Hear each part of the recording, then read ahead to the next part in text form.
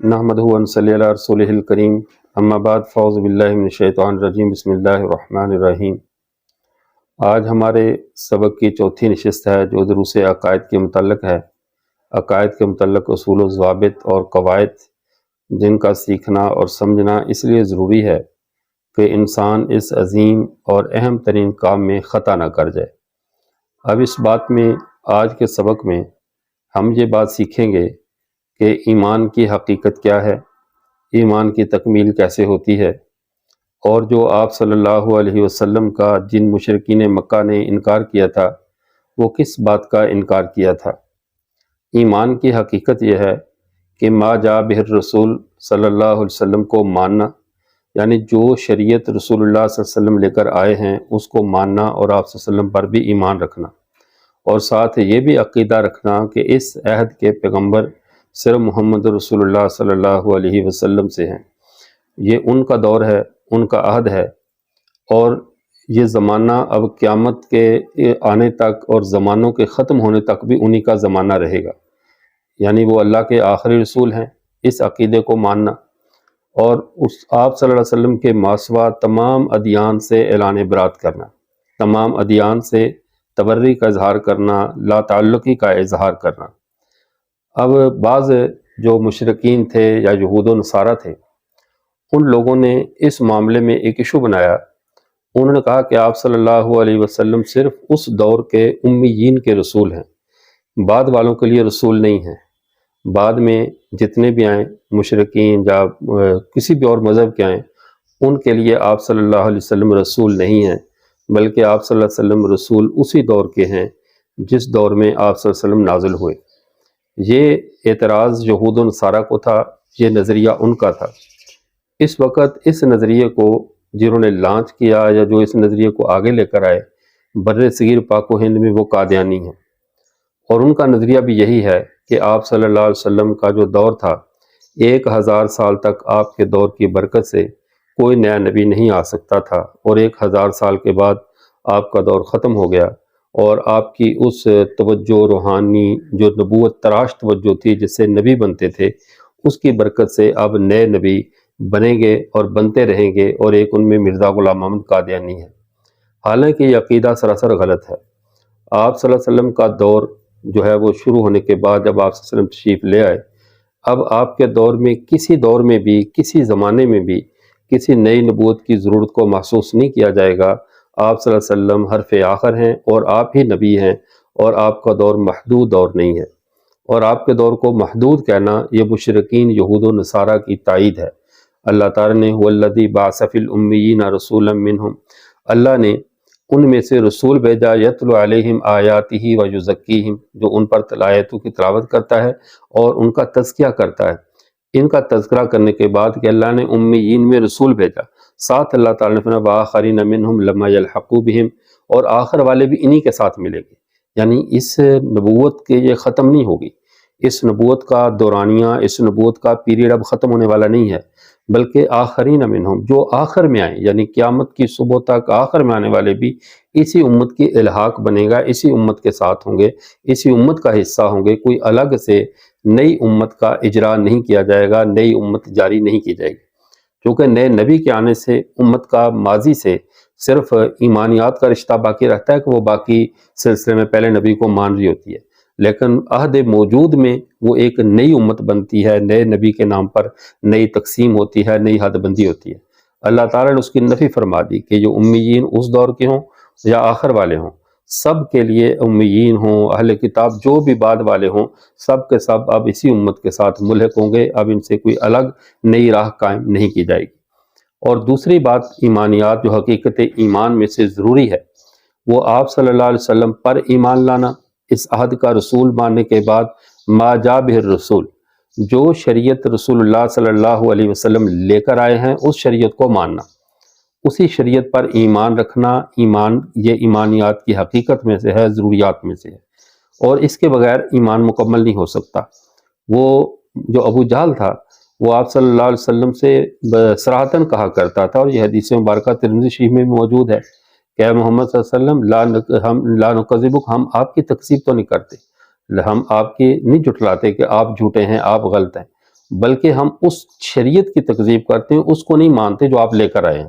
آپ کی ذات کے چونکہ ہمارے سامنے ہے، ہم آپ کی تصدیق کرنے پہ مجبور ہے کہ آپ سچے انسان ہیں، آپ جھوٹے نہیں ہیں، لیکن ہم جھٹلا جس چیز کو رہے ہیں وہ دین ہے، وہ شریعت ہے جو آپ لے کر آئے ہیں۔ اس سے پتہ چلا ابو جہل انکار رسالت کا مجرم نہیں تھا، انکار نبوت کا ابو جہل مجرم نہیں تھا، بلکہ ابو جہل پیغام نبوت کا مجرم تھا،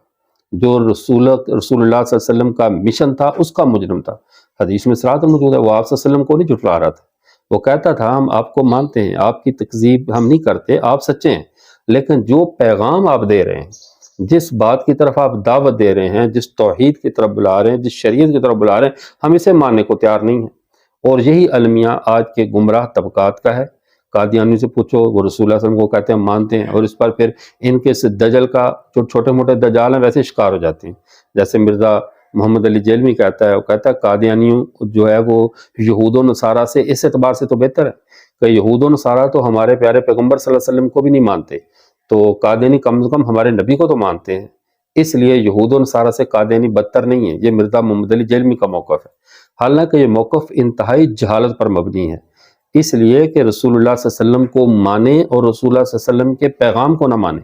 آپ کے حکم کو نہ مانے، آپ کی بیان کردہ شریعت کو نہ مانے، تو وہ مومن نہیں ہوتا، وہ اسی درجے کا کافر ہے، اس میں کوئی فرق نہیں ہے۔ اس کافر میں جو سرے سے کچھ نہ مانے، اور اس کافر میں بھی جو تھوڑا تھوڑا فرق رکھ کر مانے، جیسے جو مشرکین نے کہا تھا نا نؤمن ببعض ونکفر ببعض، جو منافقین تھے، تو ہم بعض پر ایمان لاتے ہیں، بعض کا ہم انکار کرتے ہیں۔ تو آگے اللہ تعالیٰ نے کہا اولئک هم الکافرون حقا، یہ پکے ٹھکے کافر ہیں، چاہے وہ بعض پر ایمان لانے والے ہوں، بعض کا انکار کرنے والے ہوں،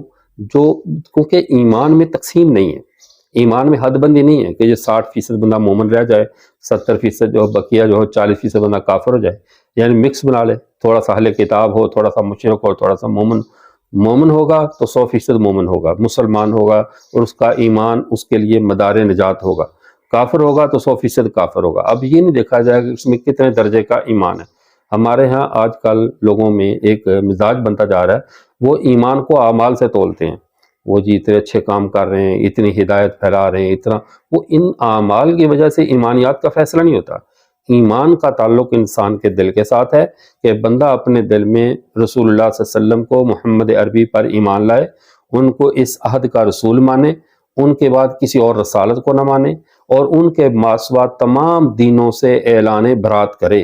اگر اسلام کو بھی بحق مانتا ہے، ما جاء به الرسول کو بھی حق مانتا ہے کہ جو بات رسول اللہ صلی اللہ علیہ وسلم لے کر آئے، جو پیغام لے کر آئے وہ پیغام بھی برحق ہے، یہ بات بھی مانتا ہے، اس کے باوجود کہتا ہے کہ میں یہود و نصارہ کو غلط نہیں کہتا، میں ہندوؤں کو غلط نہیں کہتا، سکھوں کو غلط نہیں کہتا، تو اس کے ساتھ وہ سب کو جو ہے نا ساتھ لے کر چلنے کے چکر میں، تو یہ کہتے ہیں اس نے برات نہیں کی۔ تو ایمان کے لیے اسلام کے ماسوات سارے دینوں سے اعلان برات کرنا بھی ضروری ہے، تو وہ سارے دینوں سے اعلان برات کرے۔ تو ایمانیات میں ضروری پہلے نمبر پہ کیا ہوا؟ آپ صلی اللہ علیہ وسلم پر ایمان لانا، ما جاء به الرسول پر ایمان لانا، جو چیزیں رسول اللہ صلی اللہ علیہ وسلم لے کر آئے ہیں ان کو بھی ماننا۔ قادیانیوں کا ہمارے ساتھ یہی مسئلہ ہے، اور ان لوگوں کا بھی جو کہتے ہیں یہ قرآن وہ کتاب نہیں ہے جو رسول اللہ صلی اللہ علیہ وسلم لے کر آئے تھے، ان لوگوں کا بھی امت مسلمہ سے یہی اختلاف ہے کہ وہ ما جاء به الرسول کا انکار کر رہے ہیں، جو رسول اللہ صلی اللہ علیہ وسلم لے کر آئے امت کے لیے انہیں اٹھا کر کسی ٹائم سے سنبھال دیا، کسی غار میں رکھ دیا، کہا وہ موجود ہی نہیں ہے۔ تو یہ امامی نظریات والے ہوں یا نئے نبی کو، جس کے بارے میں رسول اللہ منع کر گئے کہ کوئی نیا نبی نہیں ہے، میں اللہ کا آخری رسول ہوں، میرے بعد کوئی نیا رسول آنے والا نہیں ہے، تو ان سب باتوں کا جس نے انکار کیا اس نے ما جاء به الرسول کا انکار کیا۔ تو ما جاء به الرسول کا انکار کرنے والا بھی ویسے ہی کافر ہے جیسے ابو جہل کافر تھا۔ ابو جہل کی میں نے حدیث بیان کی کہ ابو جہل کے بارے میں حدیث مبارکہ جو سنن ترمذی میں موجود ہے کہ وہ خود صراحتاً کہتا تھا، اے اللہ کے رسول، ہم آپ کو نہیں جھٹلا رہے، آپ کی بات کی آپ کو تردید نہیں کر رہے، آپ ٹھیک ہے سچے ہیں، لیکن ہم تکذیب اس کی کرتے ہیں ما جاء بھی کا، یعنی جو آپ ما جئت بھی، جو آپ لے کر آئے ہیں، جس چیز کی آپ شریعت ہمارے پاس لے کر آئے ہم اس کے منکر ہیں، آپ کے منکر نہیں ہیں، اس کو جھٹلا رہے، آپ کون جھٹلاتے؟ اور اس کا ذکر پھر اللہ تعالیٰ نے قرآن پاک میں بھی کیا کہ آپ ان کی باتوں سے غمزدہ نہ ہوں، کہ جو آپ کو تو نہیں جھٹلا رہے لیکن اللہ کی آیات کا انکار کر رہے ہیں، یہ بڑے ظالم لوگ ہیں جو اللہ کی آیات کا انکار کر رہے ہیں۔ اس لیے مرزا جیلمی صاحب کا قادیانیوں کو کلین چٹ دینا کہ یہ یہودیوں سے عیسائیوں سے بہتر ہیں کہ یہودی اور عیسائی تو ہمارے نبی کو بھی نہیں مانتے، لیکن یہ کم از کم ہمارے نبی کو تو مانتے ہیں، تو یہ ماننا اللہ کے ہاں قابل قبول نہیں ہے، اس کی وقت نہیں ہے۔ کیوں؟ اس لیے کہ ایمان میں فیصدی درجات نہیں ہوتے، 60%، 70%، 50% مومن ہو،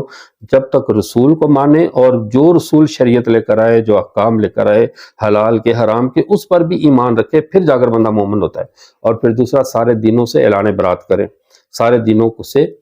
لا تعلقی کا، اسلام کے ماسوا سارے دینوں سے اعلان لا تعلقی، یہ حقیقت ایمان ہے۔ تو ایمان کی حقیقت میں کیا کیا کچھ ہوا؟ نمبر 1، رسول اللہ صلی اللہ علیہ وسلم پر ایمان لانا، یعنی توحید وغیرہ دیگر عقائد کے ساتھ رسول اللہ پر ایمان لانا، انہیں اس عہد کا رسول ماننا، اور نمبر 3، ان کے بعد کسی کو نیا رسول نیا نبی نہ ماننا، ان کی شریعت کو کامل و مکمل ماننا۔ نمبر 4، اور آپ صلی اللہ علیہ وسلم کے ماسوا سارے ادیان باطلہ سے اعلان برات کرنا، سارے ادیان باطلہ سے اعلان برات کرنا، دوسرے سب دینوں سے لا تعلق ہونا، یہ ایمان کی حقیقت ہے، یہ ایمان کی ضرورت ہے، اور اس کے بغیر، اس میں کسی چیز کی بھی کمی ہے تو بندہ مومن نہیں ہو سکتا، وہ کافر ہوگا، دائرہ اسلام سے خارج ہوگا۔ یہ آج کا سبق تھا حقیقت ایمان کے حوالے سے، کہ رسول اللہ کو ماننا، اس عہد کا رسول ماننا، اور جو شریعت رسول اللہ صلی اللہ علیہ وسلم لے کر آئے بلا کم و کاست اس کو بھی ماننا، کہ اس میں کوئی انکار کی راہ باقی نہ رہے، اور